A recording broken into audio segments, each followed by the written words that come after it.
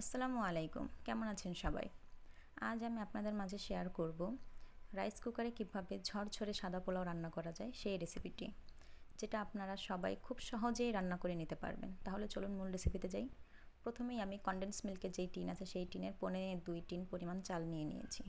তারপরে দিয়ে দিচ্ছি পর্যাপ্ত পরিমাণ পানি। পানিতে আমি চালটাকে খুব সুন্দর করে ধুয়ে নেব। 2 থেকে 3 বার ধুয়ে নেব।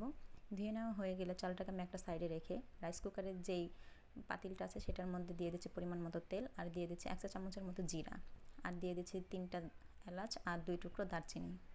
দেওয়া হয়ে গেলে দিয়ে দিচ্ছি পরিমাণ মতো পেঁয়াজ দিয়ে আমি এটাকে খুব বেশি ভাজবো না, অল্প ভেজে দিয়ে দিচ্ছি 1 চা চামচ আদা বাটা আর রসুন বাটা দিয়ে একটু নেড়ে চেড়ে মিশিয়ে নেব।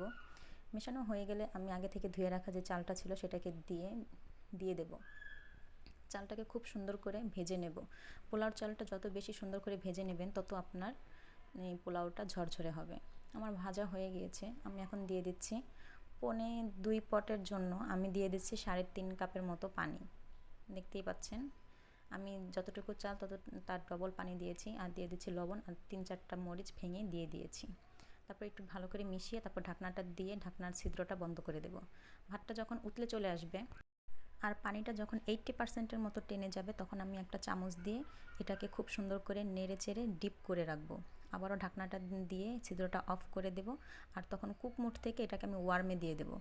ওয়ার্মে দিয়ে 15 মিনিট অপেক্ষা করব। 15 মিনিট পর আমি এটাকে আবারও একটু নেড়ে দিচ্ছি, উল্টে পাল্টে দিচ্ছি। উল্টে পাল্টে দিয়ে এটাকে আমি আবারও কিছুক্ষণের জন্য ডিপ করে রাখবো। তারপর দেখুন আমার চালটা কত সুন্দরভাবে হয়ে গিয়েছে, একটাও চাল নেই। আমার আজকের ভিডিওটা আপনাদের কাছে কেমন লেগেছে অবশ্যই কমেন্ট করে জানাবেন। আল্লাহ হাফেজ।